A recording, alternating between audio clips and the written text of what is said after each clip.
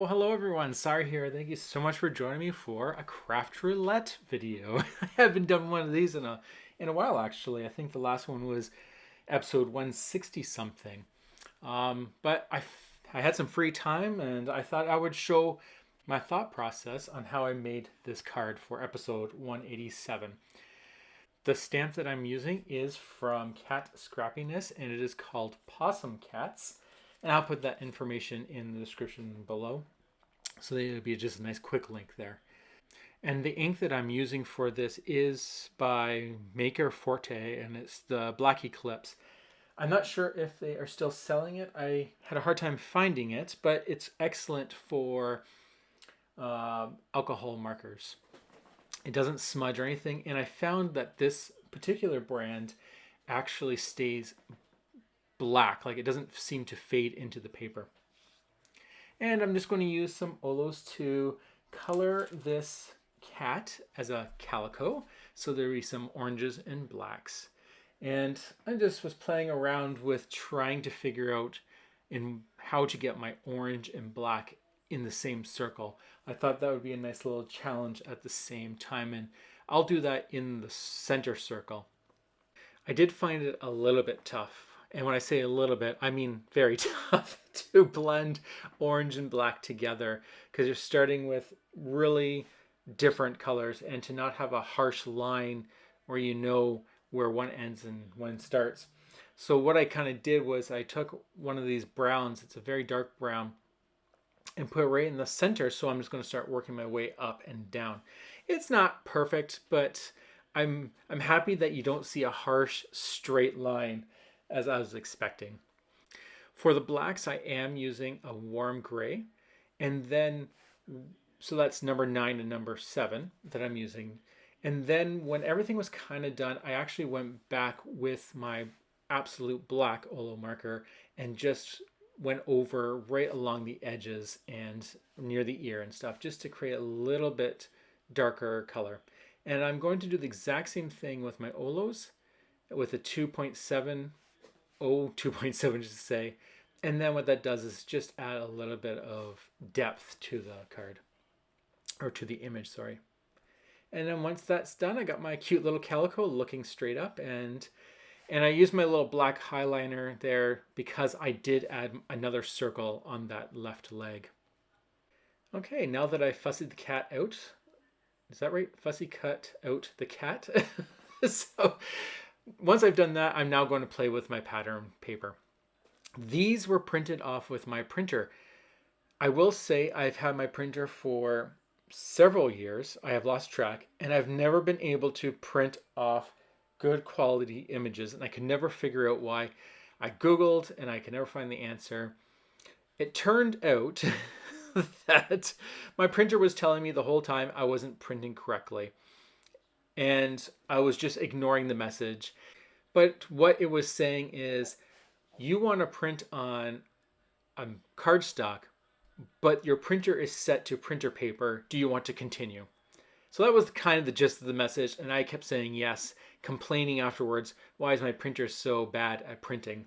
It was me. It was all me. I felt really bad. I did apologize to my printer for all the services it's done and all the yelling I did at it. But once I finally registered after all these years that no, I want to print using the cardstock option, then it started to print as beautiful as this. No grains, no streaks, nothing of the sorts. So all I can do is just laugh at all those years I've been printing haphazard pictures, and now I can actually enjoy good quality ones, and maybe I will start showing more of them on my videos because I actually do like to do that sometimes. So as I was chit-chatting away about my printer problems, I have decided that while I was playing around the pattern paper, first of all, I decided not to use the red one, and I'm going to stick with the blue snowflake one. I didn't like having it ripped only on one side. It just wasn't working for me. So what I did was, without wasting too much, I did a rip on the right hand side, but just a sliver. So now I have rips on both sides, and it's not going to take up too much. And I'm going to place that right in the center of the card. And this is just going to create some nice texture in distress.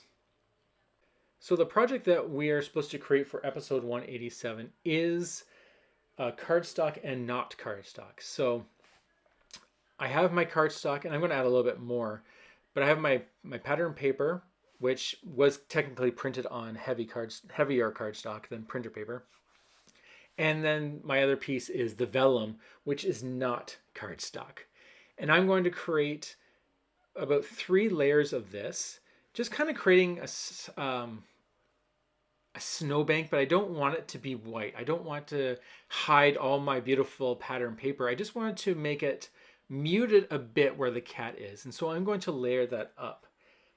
And for the 3rd layer, because I need to have zigzags as my random, I'm going to do the same thing, but instead of having it rounded like a slope, I'm just going to cut it in a zigzag format.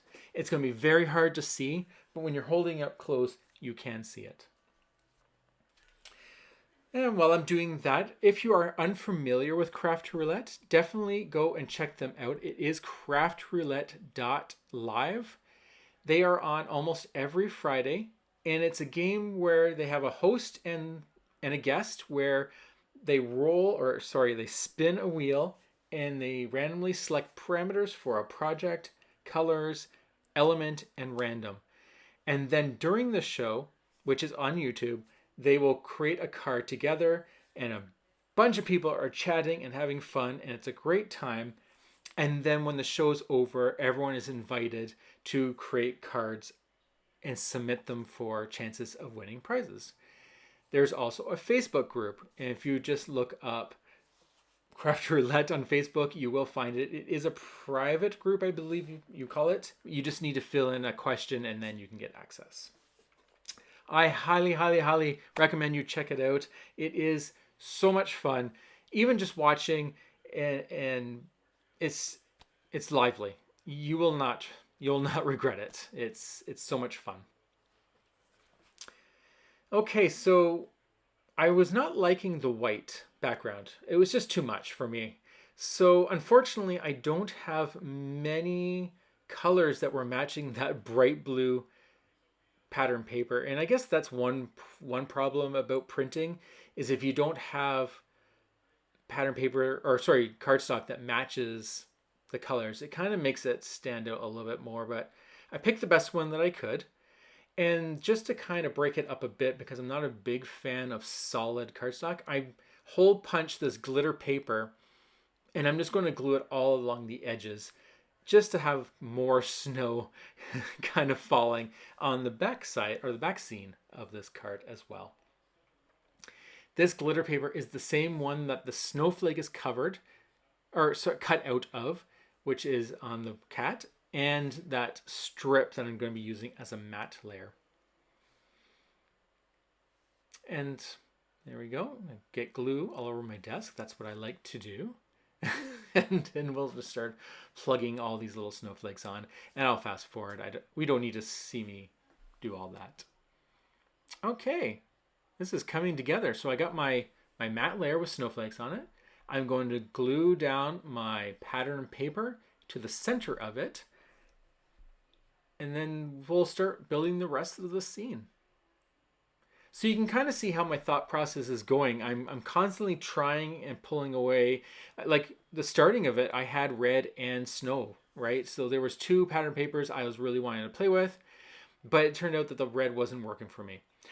You also saw me try a tear. That was hard to do because I only had this one piece and I didn't want to print it again, to be honest. That didn't work for me. So what do? Adapt, move on, and I tore the other side. And that seemed to work well. If it didn't, I would have moved on and tried to figure something out, but it worked. And then I brought in some vellum. I didn't show it, but I did think about using white snowbanks, and I didn't like it. So I'm using the vellum. And in this case, I'm actually using a glue stick so that you're not really seeing the glue on the paper. If I used liquid glue, you would definitely see where your streaks were if you didn't smooth it out properly. And so that's just how it kind of works with whenever I make these cards. And sometimes it's a long process. This card took me about an hour and a half to make. And then I've trimmed it all down to, it looks like 13 something minutes. So that's not too bad. That's actually pretty reasonable. Normally I can go a lot longer. And usually, and I know I'm not alone, usually what it is you just keep doubting yourself and your abilities, and you get frustrated and stuff. And so that eats up a lot of time. So just allowing it to roll off and just go and just keep moving. So the next thing I'm going to do is, first I thought about just gluing this cat down, but what I want to do is add a little bit of depth to the head only. So when you're gluing the cat down, its head is actually going to stick up.